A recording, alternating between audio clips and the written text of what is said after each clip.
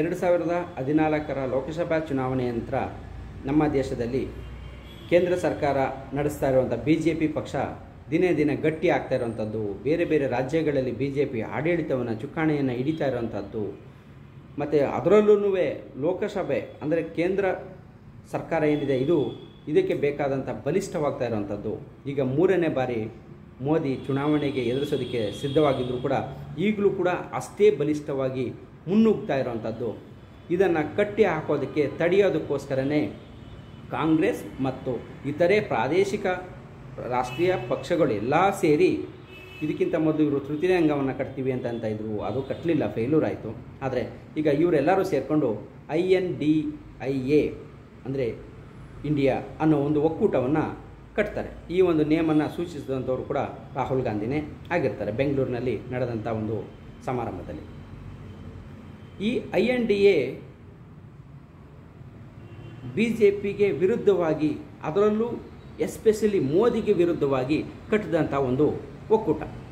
ಆದರೆ ದಿನೇ ದಿನೇ ಚುನಾವಣೆ ಹತ್ರ ಬರ್ತಾ ಇದ್ದಂಗೆ BJP ಬಲಿಷ್ಠ ಆಗ್ತಾ ಇದೆ. INDA ಹೆಂಗೆ ಒಂದೊಂದು ವರ್ಡನ್ನು ಬಿಡಿಸಿ INDIA ಅಂತ ಬಿಡಿಸಿ ಇಂಡಿಯಾ ಅನ್ನೋ ವರ್ಡನ್ನು ಅಂದರೆ ಒಟ್ಟಿಗೆ ಸೇರಿಸಿದಾಗ ಇಂಡಿಯಾ ಅನ್ನೋ ರೀತಿಯಲ್ಲಿ ಇರುತ್ತೆ.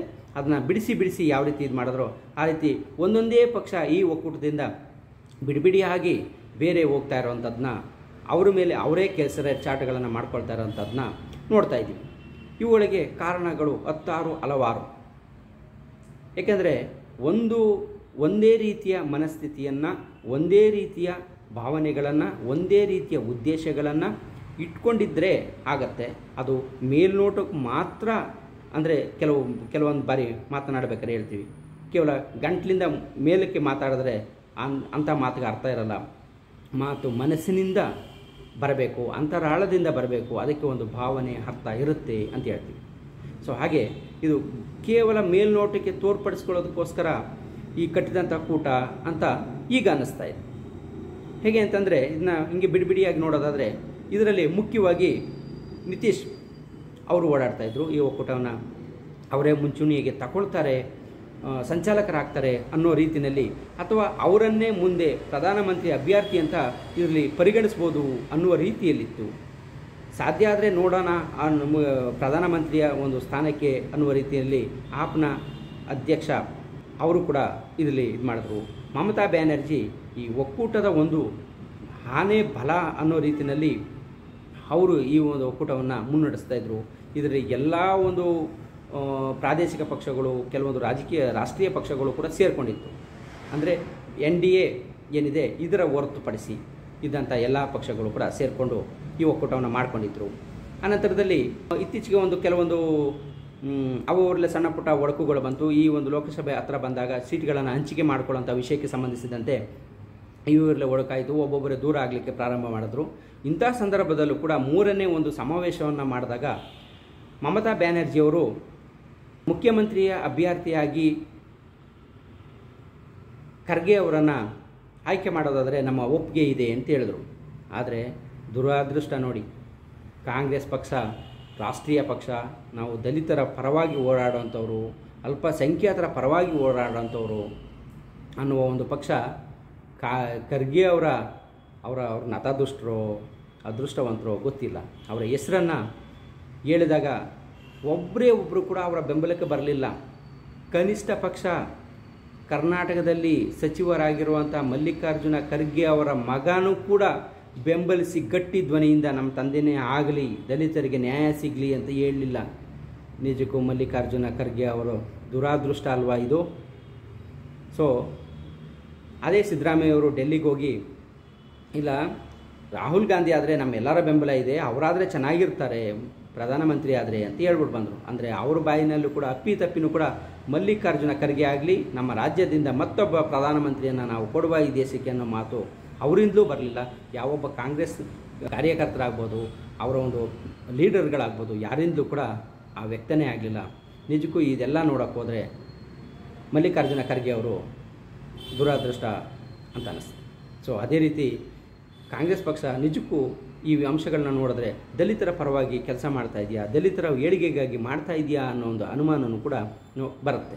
ಅದೇ KJL DJL ಪ್ರಕರಣ ತಗೊಂಡಾಗಲೂ ಕೂಡ ದಲಿತ MLA ಮನೆಗೆ ಮುಸ್ಲಿಮ್ನವರು ಬೆಂಕಿಯನ್ನು ಹಚ್ಚಿದಾಗ ಆ ಹೋರಾಟದಲ್ಲಿ FIR ಆಯಿತು. ಆದರೆ ಇಂದಿನ ಕೈಗಳು ಮುಸ್ಲಿಂ ಸಮುದಾಯದವರು ಇದ್ದರು ಅನ್ನೋ ಕಾರಣಕ್ಕೇನೋ ಕಾಂಗ್ರೆಸ್ ಪಕ್ಷ ಅವರ ಮೇಲೆ ಒಂದು ಸೂಕ್ತ ರೀತಿಯ ಕಾನೂನಿನ ಕ್ರಮ ಕೈಗೊಳ್ಳೋದನ್ನೇ ಬಿಡ್ತು. ಆದರೆ ಪಾಪ ಆ ದಲಿತ MLA ಈ ಕಡೆ ಸಿದ್ದರಾಮಯ್ಯನ ಮನೆಗೆ ಹೋಗೋದು, ಕಣ್ಣೀರು ಹಾಕೋದು, ಆ ಕಡೆ DK ಶಿವಕುಮಾರ್ ಅವ್ರ ಮನೆಗೆ ಹೋಗೋದು, ಕಣ್ಣೀರು ಹಾಕೋದು.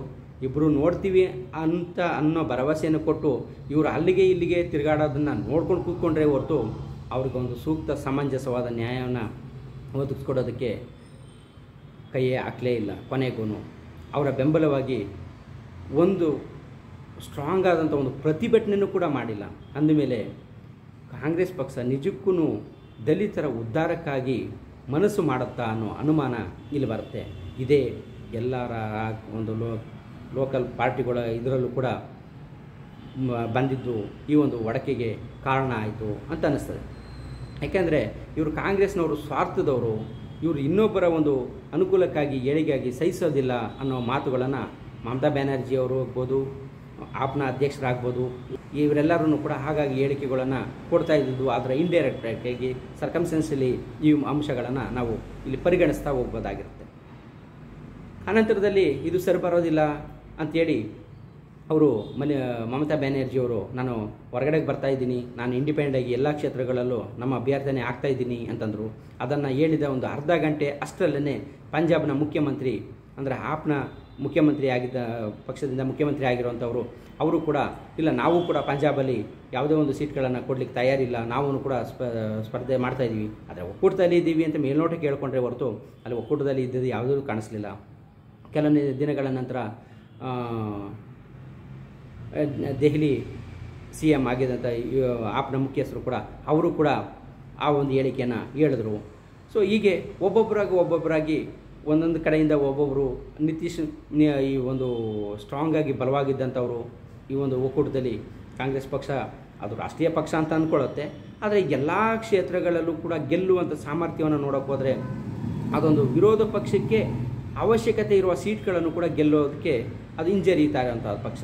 ಅಷ್ಟನ್ನು ಕೂಡ ಗೆದ್ದು ತಾನೊಂದು ಸ್ಟ್ರಾಂಗ್ ಆಪೋನೆಂಟ್ ಪಾರ್ಟಿ ಅಂತ ಡೆಲ್ಲಿನಲ್ಲಿ ಹೇಳ್ಕೊಳಕ್ಕೆ ಆಗ್ತಾ ಇಲ್ಲ.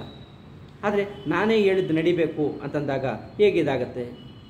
ಮಮತಾ ಬ್ಯಾನರ್ಜಿಯವರು ಅವರು ರಾಜಕೀಯಕ್ಕೆ ಬಂದಿದ್ದೇ ಕಾಂಗ್ರೆಸ್ಸನ್ನು ವಿರೋಧಿಸಿ, ಕಮ್ಯುನಿಸ್ಟ್ ಅವ್ರನ್ನ ವಿರೋಧಿಸಿ, ಇತರ ಎಲ್ಲ ಪಕ್ಷಗಳನ್ನು ಅದರಲ್ಲೂ ಮುಖ್ಯವಾಗಿ ಕಮ್ಯುನಿಸ್ಟ್ ಮತ್ತು ಕಾಂಗ್ರೆಸ್ಸನ್ನು ವಿರೋಧಿಸಿ ಅವರು ರಾಜಕೀಯಕ್ಕೆ ಬಂದಿದ್ದು, ರಾಜಕೀಯ ಒಂದು ತಳವನ್ನು ಕಂಡುಕೊಂಡಂಥದ್ದು. ಹೀಗಾಗಿ ಮತ್ತೆ ಒಂದಾದರೆ ಮುಂದಿನ ಭವಿಷ್ಯ ಮಮತಾ ಬ್ಯಾನರ್ಜಿಯವ್ರದ್ದು ಏನು ಅನ್ನೋದು ಇಲ್ಲಿ ಕಂಡುಬಂತು.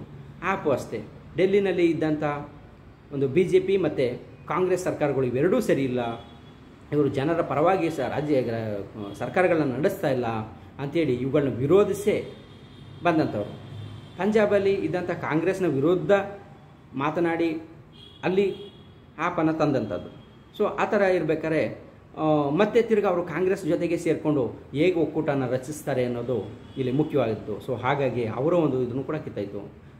ನಿತೀಶ್ ಇವರು ಮತ್ತೆ ತಿರ್ಗಿ ಇವರು NDA ಸೇರಿ ಇಲ್ಲಿ ಬಂದರು. ಹಾಗಾಗಿ ಅಲ್ಲೂ ಕೂಡ ಒಂದು ಸ್ಟ್ರಾಂಗ್ ಆಗಿ ಓಡಾಡ್ತಾ ಇದ್ದಂಥವ್ರು ಅವರು ಬಂದರು, ಮಮತಾ ಬ್ಯಾನರ್ಜಿ ಹೋದರು. ಹಾಗಾಗಿ ಈ NDA ಏನಿದೆ ಇದು ಒಂದೊಂದಾಗಿ ಕಳಿಸ್ತಾ ಹೋಯಿತು. ಹಾಗೆ ಕೇರಳದಲ್ಲಿ ಇರುವಂಥ ಕಮ್ಯುನಿಸ್ಟ್ ಸರ್ಕಾರ ಏನಿದೆ ಅವರು ಕೂಡ ಎಲ್ಲ ಕ್ಷೇತ್ರಗಳಲ್ಲೂ ಕೂಡ ಅವರ ಅಭ್ಯರ್ಥಿಯನ್ನು ನಿಲ್ಲಿಸೋದಕ್ಕೆ ಇದು ಮಾಡಿದ್ರು.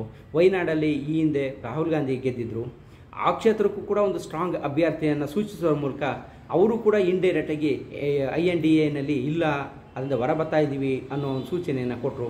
ಹೀಗಾಗಿ INDA ಅಂತ ಹೇಗೆ ನಾವು ಬಿಡಿಸಿ ಆ ವರ್ಡಗಳನ್ನು ಹೇಳ್ತಾ ಇದ್ದೀವಿ, ಆ ರೀತಿ ಒಂದೊಂದು ಪಕ್ಷನೂ ಕೂಡ ಬಿಡಿಸಿ ಹೋಯಿತು. ಹಾಗಾಗಿ ಈ INDA ಅನ್ನು ಕಟ್ಟಿದಂಥ ಉದ್ದೇಶ NDA ಏನು ಪಕ್ಷ ಇದೆ ಅಂದರೆ BJP ಮತ್ತು ಅದರ ಮಿತ್ರ ಪಕ್ಷಗಳೇನಿದೆ ಇದರ ವಿರುದ್ಧ ಹೋರಾಡೋಕ್ಕೆ.